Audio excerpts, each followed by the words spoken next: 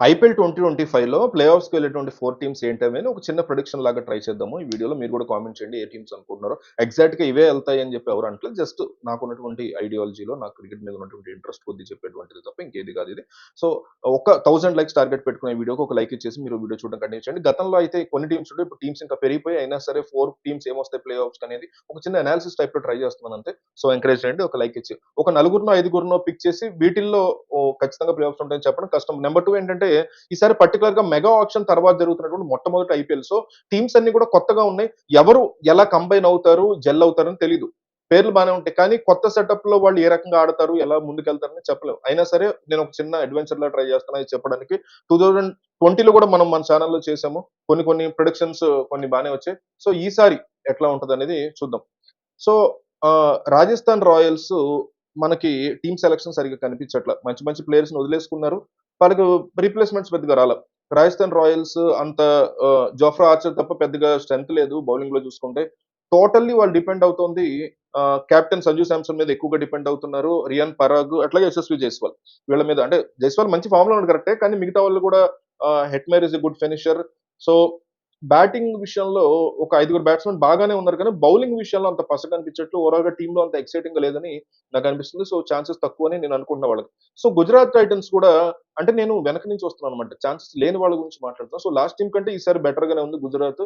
But వాళ్ళకి ఒక soft chances ఉన్నాయి. ఏంటంటే టాప్ ఆర్డర్ బావుంది. టాప్ ఆర్డర్‌లో గిల్, బట్లర్, సాయి సుదర్శన్ చాలా కన్సిస్టెంట్‌గా ఆడేటువంటి బ్యాట్స్‌మెన్ అందులో ఎటువంటి డౌట్ లేదు. తర్వాత మిడిల్ ఆర్డర్ కాస్తంత వీక్‌గా అనిపిస్తుంది. వాషింగ్టన్ సుందర్, ఫిలిప్స్, షారుఖ్ ఖాన్ ఇలాంటి వాళ్ళు ఎంతవరకు ఆడతారు కన్సిస్టెన్సీ అనే విషయంలో వాళ్ళ దృష్టిలో చాలా డౌట్‌గా ఉంది. బౌలర్స్ బాగున్నారు కానీ డెత్ బౌలింగ్ విషయంలో వాళ్ళకంత స్ట్రెంత్ ఏమో లేదేమో అనే ఫీలింగ్ ఉంది. సిరాజ్ గాని, రబాడా గాని, ప్రసిద్ కృష్ణ వీళ్ళందరూ కూడా డెత్ బౌలింగ్ అంత స్ట్రెంత్ కాదు కదా వాళ్ళు.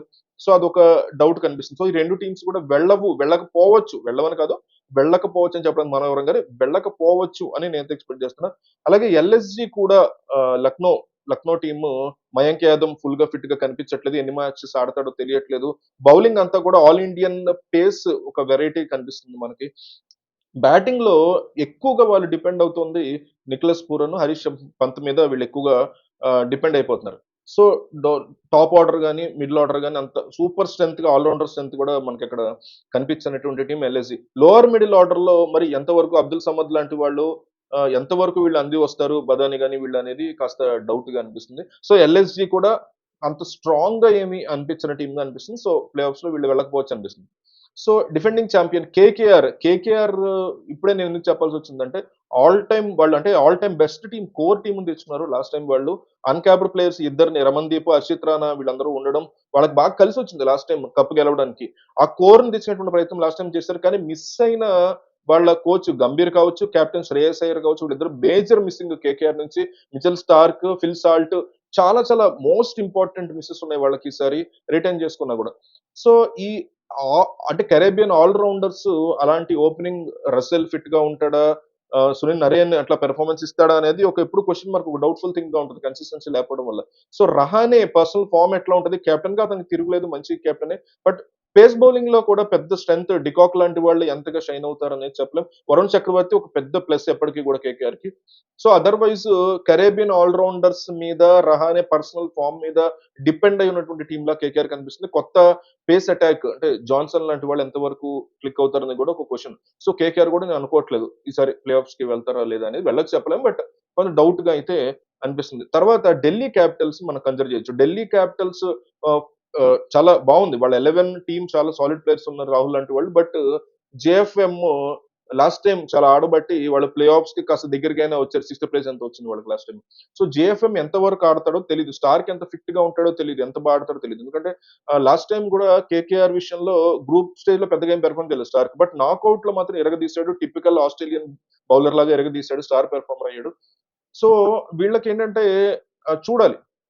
కేకేఆర్ ఐ మీన్ డీసీకి ఉన్నటువంటి బిగ్గెస్ట్ ప్లేస్ ఏంటంటే స్పిన్ అక్షర్ పటేల్ అలాగే కుల్దీప్ యాదవ్ అని చెప్పుకోవచ్చు. బౌలింగ్ లో కూడా గతంలో ఉన్నటువంటి పస లేనట్టుగా అయితే అనిపిస్తుంది. చూడాలి. డీసీ కూడా అంత ఎక్సైటింగ్ గేమ్ గా నాకు టీమ్ గా అనిపించట్లేదు. సో ఇంకా 5 టీమ్స్ అయిపోయినాయి వెళ్ళకపోవచ్చు డీసీతో కలిపి. మిగతా వెళ్ళే టీమ్స్ ఏముంటాయంటే పంజాబ్ కింగ్స్ ఎందుకో ఈసారి వెళుతుందేమో అని అనిపిస్తుంది.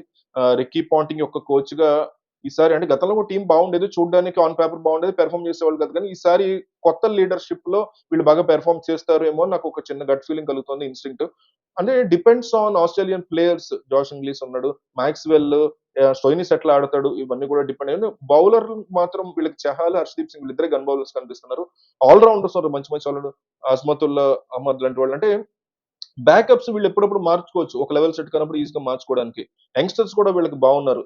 హరియా గాని, సూర్యాంశు షెడ్గే, బుషీర్ ఖాన్ వీళ్ళందరూ కూడా మంచి యంగ్స్టర్స్ కనిపిస్తున్నారు టీమ్ లో. సో రీప్లేస్ చేసుకోవడానికి బాగుండదు. సో పంజాబ్ 90% ఛాన్సెస్ ఉన్నాయి పంజాబ్ కి చాలా కాలం తర్వాత ప్లే ఆఫ్స్ కి వెళ్ళి. అంటే వాళ్ళు నథింగ్ టు లూజ్, వాళ్ళు ఎప్పుడు కూడా వెళ్ళట్లేదు ప్లే ఆఫ్స్ కి. సో ఈసారి వెళ్తారేమో అని ఎందుకో ఒక ఇన్స్టింగ్ చాలా స్ట్రాంగ్ గా అనిపిస్తుంది. ఎంతవరకు అది మిడిల్ హౌస్ అవుద్దా లేదా అని నేను చెప్పలేను కానీ. సో తర్వాత ఆర్సీబీ. ఆర్సీబీ అనుకున్నంత స్ట్రాంగ్ గా ఏమీ లేదు. వాళ్ళ దగ్గర బోలెడంత డబ్బులున్నా సరే బ్రహ్మాండంగా ఆప్షన్ లో పెర్ఫార్మ్ చేశారని అన్నా కానీ, వాళ్ళకున్న అడ్వాంటేజ్ ఏంటంటే బిగ్ హిట్టర్స్ తీసుకున్నారు చాలా మంది వీళ్ళు. సాల్ట్, లివింగ్స్టన్, టిమ్ డేవిడ్ లాంటి వాళ్ళు, రజత్ పాటిదార్ ఇండియా నుంచి, శర్మ. అంటే కాస్త బెటర్ హిట్టర్స్ ని వాళ్ళు చిన్న గ్రౌండ్ లో బ్యాట్ ని చాలా ఎక్కువ జుడిపించగల బ్యాటింగ్ కండిషన్స్ లో కావాల్సినటువంటి టీం తీసుకుని, అంటే సాలిడిటీ కనిపిస్తుంది. విరాట్ కోహ్లీ ఎప్పుడున్నటువంటి ఫామ్ కంటిన్యూ చేస్తే సరిపోద్ది, ఒక ఎండ్ లో సాలిడ్ గా ఆడతాడు. సో ఒకలాంటి కంట్రిబ్యూషన్స్ ఇస్తే చాలు మంచి స్కోర్ వచ్చేస్తుంది అనేటువంటి ఒక థింకింగ్ తో వాళ్ళు వెళ్ళినట్టు కనిపిస్తుంది అటాకింగ్ గా. సో భువనేశ్వర్ గాని, హెజల్వుడ్ పేస్ బౌలింగ్ బాగుంది ఇప్పుడు. సో భువనేశ్వర్ చాలా పెద్ద ప్లస్ అవ్వబోతున్నాడు అనిపిస్తుంది. సో స్పిన్ లోనే వీళ్ళకి ఫ్రంట్ లైన్ స్పిన్నర్స్ ఎంతవరకు వాళ్ళు, శ్రేయస్ శర్మ లాంటి వాళ్ళు. అంటే Virat Kohli last year 750 runs చేశాడు, ఈసారి అంత కాకపోయినా ఒక 500 550 చేసినా సరే మిగతా వాళ్ళందరూ బిగ్ హిట్టర్స్ గనక రంగంలోకి దిగితే స్మాల్ స్మాల్ కంట్రిబ్యూషన్స్ అయినా కూడా మంచి స్కోర్ తెచ్చుకునే అవకాశం కనిపిస్తుంది. So RCB might qualify for play offs అని బిగ్ హిట్టర్స్ లో ఉన్న, అంటే దేవదత్ పడికల్ లాంటి వాళ్ళు బిగ్ స్కోర్స్ తెప్పే అవకాశం అని ఆ కైండ్ ఆఫ్ ఎక్స్పెక్టేషన్ కనిపిస్తుంది. తర్వాత మనకి ఎస్ఆర్హెచ్ చాలా ఎక్సైటింగ్ ఉంది. లాస్ట్ టైం లాగానే వాళ్ళకి నలుగురు బిగ్ హిట్టర్స్ తో పాటు ఫిఫ్త్ డైమెన్షన్ కూడా యాడ్ చేస్తున్నారు. ఇషాంత్ కిషన్ ఒక గ్రూప్ మ్యాచెస్ లో మంచి మంచి స్క్వాడ్ మ్యాచ్ కూడా చాలా బాగా పెర్ఫామ్ చేశాడు. సో ఇషాంత్ కిషన్ చేరికతో మరింత స్ట్రెంగ్ అవుతుంది ఎస్ఆర్హెచ్ అని చెప్పుకోవచ్చు. అంటే వాళ్ళకి ఒక సాలిడ్ గా ఆడే ప్లేయర్ లేడు. అంటే విరాట్ కోహ్లీ ఆర్సీబీ ఒక సాలిడ్ ప్లేయర్ ఉంటే అరౌండ్ హిమ్ మిగతా వాళ్ళు స్మాల్ స్మాల్ కాంట్రిబ్యూషన్ ఇచ్చినా సరిపోతుంది. ఆ సాలిడ్ ప్లేయర్ బహుశా నితీష్ రెడ్డి టేకప్ చేయాల్సి ఉంటుంది. సో అతను టేకప్ చేస్తే గనక ఇంకా నెక్స్ట్ లెవెల్‌లో ఉంటది అనిపిస్తుంది. సాలిడ్ ప్లేయర్ లేని లోడ్ చాలా క్లియర్‌గా కనిపిస్తుంది. ప్యాట్ కమిన్స్ ఎంతవరకు ఫిట్‌గా ఉన్నాడు బౌలింగ్ రిలేటెడ్ అనేది కూడా, అంటే వాళ్ళ స్పిన్ బౌలింగ్ ఈసారి చాలా బాగున్నట్టు అనిపిస్తుంది. నాకు జంపా గాని, ఆహ్, మహమ్మద్ షమి చేరిక కూడా చాలా ప్లస్ పాయింట్ అయ్యే అవకాశం. 2 ఇయర్స్ బ్యాక్ పర్పుల్ క్యాప్ గెలిచినప్పుడు జీటీకి షమి 28 వికెట్స్ అనేవి తీశాడు. 17 వికెట్స్ కేవలం పవర్ ప్లేలో తీశాడు అప్పట్లో. సో చాంపియన్స్ ట్రోఫీలో కూడా 2 ఇంపార్టెంట్ కాటన్ బాల్ డ్రాప్స్ చేశాడు తను. అంటే ఎప్పుడు అతను స్టార్టింగ్ లో మీకు ఒక పవర్ ప్లేలో వికెట్స్ ఇవ్వగల బౌలర్ షమి. సో చాలా గట్టి పాయింట్ కి తీసుకో, బౌలింగ్ అండ్ బ్యాటింగ్ రెండిట్లో కూడా చాలా స్ట్రాంగ్ గా ఉన్నట్టు కనిపిస్తుంది.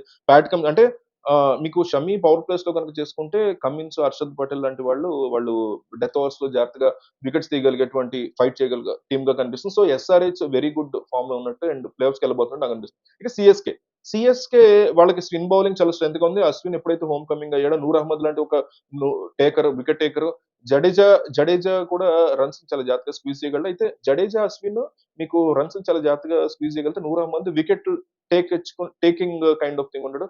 సో అశ్విన్ చాలా క్లెవర్ గా బౌలింగ్ వేస్తాడు, రన్స్ విషయంలో కట్టడి చేస్తాడు, బౌండరీస్ లో క్యాచెస్ తీసుకునేలాగా మిడిల్ ఓవర్స్ లో ఛాన్స్ తీసుకోవాలి కాబట్టి వాళ్ళు, అంటే నూర్ అహ్మద్ లాంటి వాళ్ళ దగ్గర మిడిల్ ఓవర్స్ లో చెన్నైలో కాకుండా ఇంకా వేరే చోట్ల కూడా నూర్ అహ్మద్ క్లిక్ అయ్యే పరిస్థితి కనిపిస్తుంది. రుతురాజ్ గాని, దూబే గాని, బ్యాటింగ్ కూడా కాన్వే, రచిన్ రవీంద్ర లాంటి స్ట్రాంగ్ ప్లేయర్స్ కనిపిస్తున్నారు.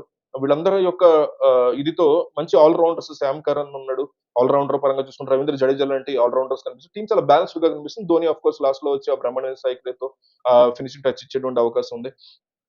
So this could be his last match అని మనకి లాస్ట్ ఐపీఎల్ అని అనిపిస్తుంది. సో లాస్ట్ ఇయర్ మిస్ అయ్యారు సిఎస్కే, ఈసారి ఖచ్చితంగా ప్లేయర్స్ వచ్చే ఛాన్సెస్ కనిపిస్తున్నాయి. అంటే ఇక ముంబై ఇండియన్స్ కూడా ప్లే ఆఫ్స్ కి very good, looking very good వాళ్ళు. సో లాస్ట్ టైం బాగుంది, ఈసారి వాళ్ళ ఇష్యూస్ అన్ని సార్ట్ అవుట్ అయిపోయినట్టు నాకు అనిపిస్తుంది. హార్దిక్ పాండ్యాకి, రోహిత్ శర్మకి, సూర్యకుమార్ కి, బుమ్రాకి ఇష్యూస్ ఉంటే అవన్నీ కూడా ఇక్కడ, అంటే they have combine together.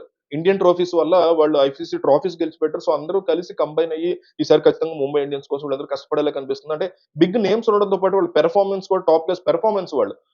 Already form లో ఉన్నారు వీళ్ళందరూ కూడా. ఆ కామన్ థ్రెడ్ అనేది లోపించింది అనిపిస్తుంది వాళ్ళందరూ లాస్ట్ టైం. ఈసారి మాత్రం ఎట్టి పరిస్థితిలో గ్రౌండ్‌లో కూడా నెగెటివ్ రియాక్షన్ రాదనే అనిపిస్తుంది. తిలక్ వర్మ లాంటి వాళ్ళు ఇంటర్నేషనల్ ఫార్మ్ ఆధారంగా చూసుకుంటే చాలా బాగా పెర్ఫార్మ్ చేసే అవకాశం స్కై గాని.